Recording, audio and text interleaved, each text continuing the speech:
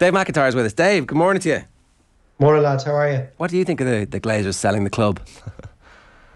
Well, first, I'm not 100% sure they are going to be selling the club. I think a lot of Manchester United fans have jumped the gun a little bit. They're planning, obviously, on changing the way they're looking at things, and whether that involves selling off a portion of the club, then the portion of the percentage of the club they own, or whether they're going to sell it hook, line and sinker, I don't know. But I do know that with the debt that's involved and the valuation that they're likely to put on the club, it's going to be very difficult to find a buyer with pockets deep enough to actually come up with the goods. Because as we've seen in the recent past, given the valuation, I think their market cap is about 2.75 billion at the moment. Yeah. The talk is the Glazers are going to look for something closer to 4. So who's going to be able to finance that? Is it going to be another state? Is it going to be one individual that can afford that? I think that's going to be really difficult. It'll be something similar to Cristiano Ronaldo scraping around in the dirt looking for a Champions League club to take him during the summer. The short list, I would have thought, potentially will be very short. It is pretty short. However, there's loads of consortiums always trying to buy American football clubs, and you can imagine now an American football club is a license to print money in a way that Premier League teams aren't the same guarantee, because you're not guaranteed Champions League football every year, but Man United are guaranteed Europa League football. And anyway, let's move on, because the World Cup is on and we've seen two of the greatest shocks that we're ever going to see. So what have been your standout highlights so far? For me, and nobody saw this coming, that Saudi Arabia would be the feel-good story of this World Cup. But look, here we are. The second half of that game against Argentina was spellbinding.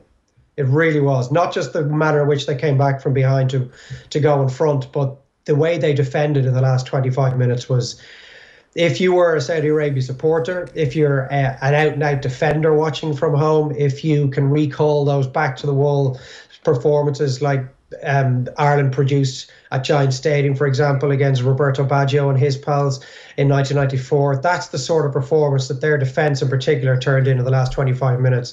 The amount of blocks, tackles, guys covering 60 metres to harry somebody into a mistake. I can't recall a World Cup match where the crowd were as loud as the Saudi Arabia fans. Every block and tackle was just greeted like they stuck one into the top corner.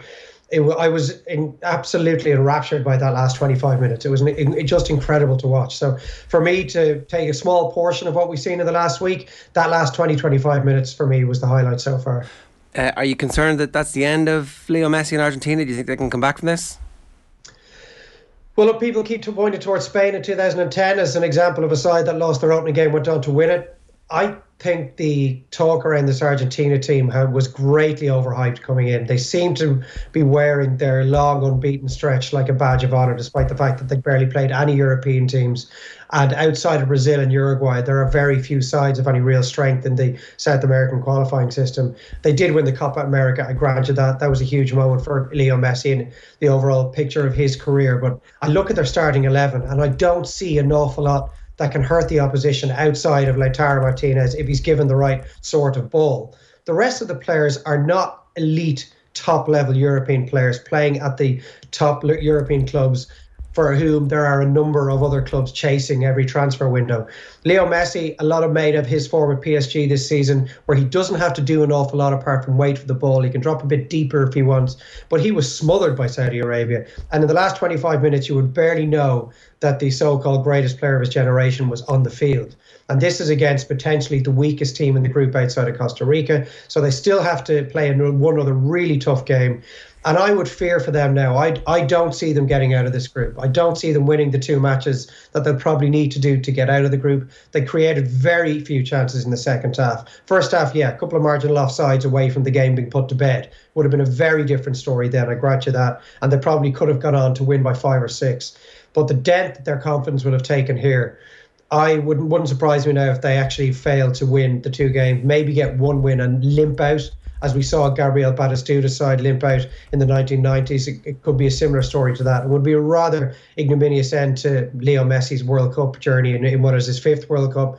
But he's in his mid-30s now, and he's not able to affect games the way he used to. He's not able to take a game and carry it on his own shoulders like he used to, because he's just not the force he once was. Well, isn't the whole point that you don't get to write your exit of glorious triumph at the World Cup? Very, very few sports people ever get to do that.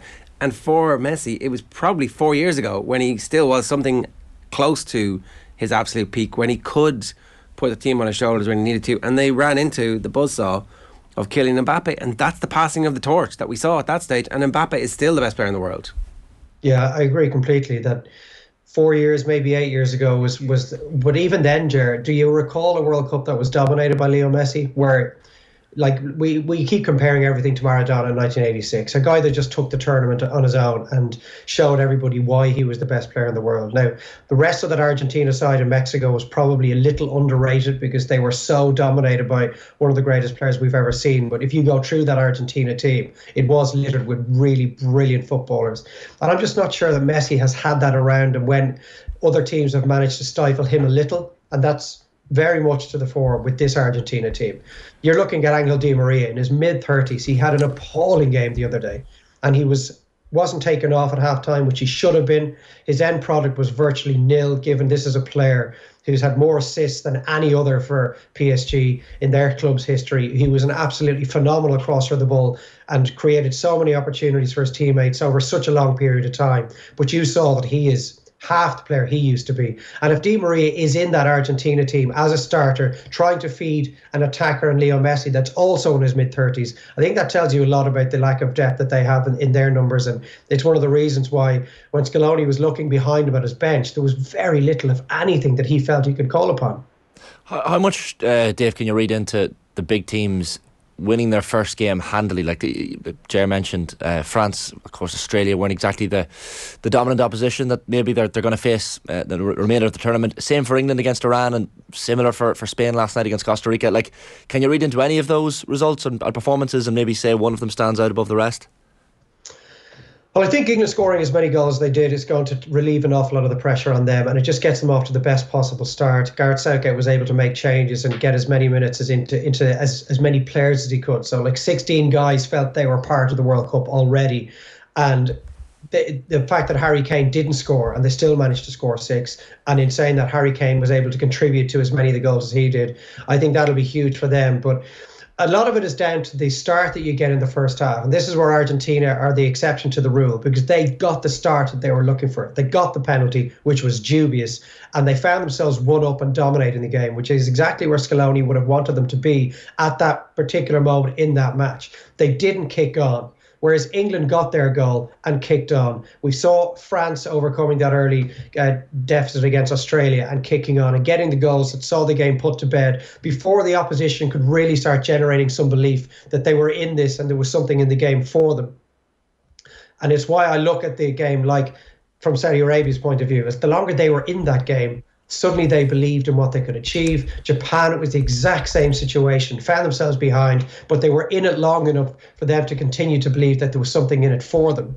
And the key theme for me this week, outside of France demolishing Australia, has been a very obvious narrowing of the gap between the continents, between Africa and Asia in particular, and Europe, because I think we saw the kernels of that in Russia in 2018, but we didn't get the shocks over a 90-minute spell that we've got this time around.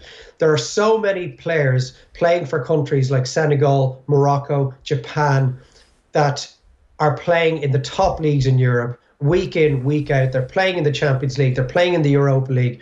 And that is a higher level than the World Cup. Let's face it, there are very few teams in the World Cup with 7 or 8 world-class individuals, where you can pick out a number of clubs in the Champions League that you could argue do have 7 or 8 world-class individuals in them. And these players, when they get together in camp for 3 or 4 weeks and they manage to put together a game plan, they don't fear what in the past they might have been coming up against in the World Cup. And it's why the teams like Argentina, like Brazil potentially today, like Germany as we saw, like Belgium last night, who are absolutely blessed to get out of that game with a 1-goal win. They're coming up against sides, when they take to the field against them, 100% believe that they're able to get something out of the game. And when you couple that with the fact that the top sides have had a week to prepare, unlike other World Cups where they go into, say, Russia, or in 2014 in Brazil, they've had 3 or 4 weeks in a camp together to rest their limbs, to get themselves into what the game plan is going to be. The manager can implement the tactics. These top managers for the top European countries haven't had that time. So you add that into the mix, and I think we're seeing a trend that's going to continue into the next 10 or 15 years, that the so-called lesser continents, so-called countries from those continents are getting stronger and stronger because they're all playing in Europe. They're all playing in the Europa League and Champions League. And the two huge shocks that we saw this week, I think, are going to be repeated over the next decade. And over the next week or so? I really hope so, because when you've no skin in the game, as we don't, obviously, with the Republic of Ireland not being involved, you sit down to watch a World Cup game for exactly what we saw this week. And I was gripped yesterday watching the second half of the Japan-Germany game. And this sense of freedom that the Japanese played with in that second half. And those two second halves, I've already referenced the highlight being the second half of the Saudi game. They're the most enjoyable portions of the tournament for me so far. So I really hope, Ger, that you're right and we see another 2 or 3 of these. And I think we will, because if anything, what the Japanese and the Saudi Arabian players have achieved is the opportunity to embolden the other teams. And you sat down, you watched the way that Canada started that game last night. I was going to say, yeah, Canada, yeah. Very few of those players would be, fans in this part of the world would be familiar with them, apart from some of the European-based players, you know, the exceptions being Junior Hoylett and Alphonso Davies and those guys. But there was 5 or 6 of that starting 11 that a lot of people would not have heard of before. And yet they ran the legs off an ageing Belgian side. Would they have settled for maybe trying to keep things a little more compact, keep things tight for the first 20 minutes if Saudi Arabia and Japan hadn't achieved what they had in the previous 2 days? Maybe that was always going to be their belief, but perhaps not. Perhaps they see what's going on in the group stage, the dynamic that's already at play in Qatar, and they're starting to think, well, if they can do it, why can't we? Look at this Belgian defence. You've got Vertonghen and Toby Alderweireld in their mid-30s. And Witsel protecting them in his mid-30s. There's no reason why our youth and exuberance can't really take it to them. And if they had a decent striker, they would have been 3 or 4-0 up by the time the Belgians scored. Yeah, or they've come up against the goalkeeper, who is going to end up being an Oliver Kahn style, one of the most important figures in the competition all the way through. And this Belgian team might not play to the level that we think they're capable of, but might not lose the game because they've got the best goalkeeper in the world. I'm not debating with you that Thibaut Courtois is either the best or one of the best goalkeepers in the world right now. But honestly, Jerry, you would have saved that penalty last night. Some of the other ones, some of the chances, I don't know. I do think part of it is like, shit, this is Courtois, you know? Yeah, an awful lot of it is that he's just an absolutely monstrous looking individual. And if you are taking a penalty against him, probably in your mind, it's like a golfer who's really struggling with his putting. The hole just looks incredibly small. Well, that goal must look very small when Thibaut Courtois is dancing around his goal line. But there was one save in the second half, a header heading for the top corner, that he just made look so routine. And he's an absolutely fabulous goalkeeper, yes. But the vast majority of the saves he made last night, you would absolutely expect him to make. Right. You're not having. I think he's going to concede a few goals in this tournament against a team that are more clinical and have more talent up front than the Canadians. I'm trying to find I'm just looking at the fixtures for today, Dave. I'm trying to find the next shock. Like, a lot of people are sleeping on, like, I know Brazil are the tournament favourites, and probably rightly so, but, like, are people sleeping on the Serbian team? Like, we know Serbia very well from the Nations League group, and look, they beat Portugal, and they're impressive. Vlahovic and Mitrovic, they can score goals. They're strong, good defensively as well. Like, I don't know. Like, is there a potential shock on the cards in this Brazil game later on? Opening game, anything could happen. There absolutely is a potential for a shock, but let's be honest, Serbia beating Brazil later today doesn't compare remotely. Yeah, of course. Victories for Saudi Arabia and for Japan. This is a Serbian team that were absolutely brilliant in qualifying, topped their group, put Portugal into second place, had one of the best strikers in the world over the last 12-month spell in the team, who was scoring so freely, both in the Championship, now in the Premier League, and at international level. The big issue is Mitrovic fully fit? He didn't play in Fulham's last 2 Premier League games, and they are an entirely different side if he is not in the team. Now, he's going to start today, but whether he is as sharp as he has been over the last 12 months, if he is, he's the sort of striker that needs 3 or 4 chances and he'll take at least 2 of those. That's the level of efficiency that he has in front of goal at the moment. And I completely expect Serbia to create opportunities today, given that it is the first game. Now, it is a very good Brazilian team. They have a really solid defence. They've got Casemiro in front of them, and they've got a wealth of talent both on the field and on the bench. They do need to change things up, which is in stark contrast to Argentina. When they did need to change it, they just did not have the options. I think Brazil do have the options. I'm hoping this is going to be the game of the tournament in terms of 2 relatively good sides scoring goals against each other, like something like a 2-2 draw. But if you're looking for the next great shock, Serbia win today will not go down in the annals of history as a great shock. There probably isn't one there today.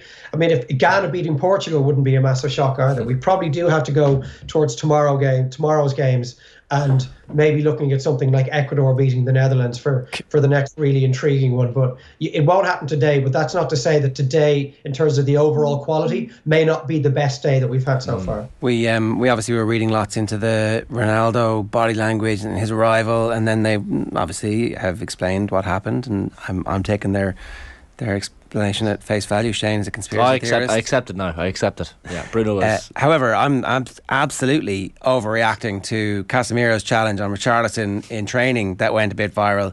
I mean, I have once before seen somebody in a training session absolutely annihilate somebody, and it was Carlos Puyol and Patrick Kluivert at a Barcelona training session one time.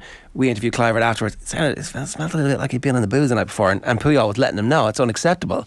I just thought Richarlison, it just doesn't look to me like he's one of those characters who you really want to live with week in, week out for 4 weeks. I think he might be a bit annoying, and I don't know. That's the only thing that, like, we never understand the tectonic plates of how well a team actually blends together. You'd have to say Brazil are absolute mad favourites to win this. France might give them a go, but their central midfield pairing doesn't look like it's going to be as strong as it needs to be, and maybe not their fullback situation either. So I'm just hoping that if Brazil aren't going to win it, it's because they fall into a conflagration of Neymar and Richarlison's making. Yeah, well, look, we've seen so little of Brazil up against European teams for so long now. So I think we just have to hold fire on all of these teams until we see them play. At least from a European point of view, we've seen the Nations League, we've seen the European Championships just 18 months ago. We've got a far greater sample size than we have with them. It's a Brazil team that couldn't get past Argentina last year at the Copa America final. So yes, they dominated qualifying. On paper, huge amount of great names, but Brazilian squads have gone to World Cups in the past with, on paper, an absolutely amazing, glittering squad of stars, and they have fallen flat on their face. So that could happen again this time around. I think today will probably end in a draw. Both of these teams will get out of their group, and it's just a question of then whether they can just click into gear and start playing to the potential that they undoubtedly have. But I haven't got an awful lot to say on Brazil as yet, outside of their potential, until we can really get a better look at them today. All right, go and have a look at the Casemiro challenge. I think that's a shut up. I thought it was a well-timed, cheeky little challenge. Bit heavy for training. If he caught him, that's like. Casemiro is the kind of guy that treats every training session as he would a match. I'd say he's a very similar kind of guy to a Roy Keane in that regard. And let's face it, if you were to put in a bone-crunching tackle on any member of that squad and get any more relish out of it, who else would it be only than Richarlison? Yeah. All right. 15 minutes past 8, Dave, this morning. Thanks a million for joining us. Cheers. Thanks, lads.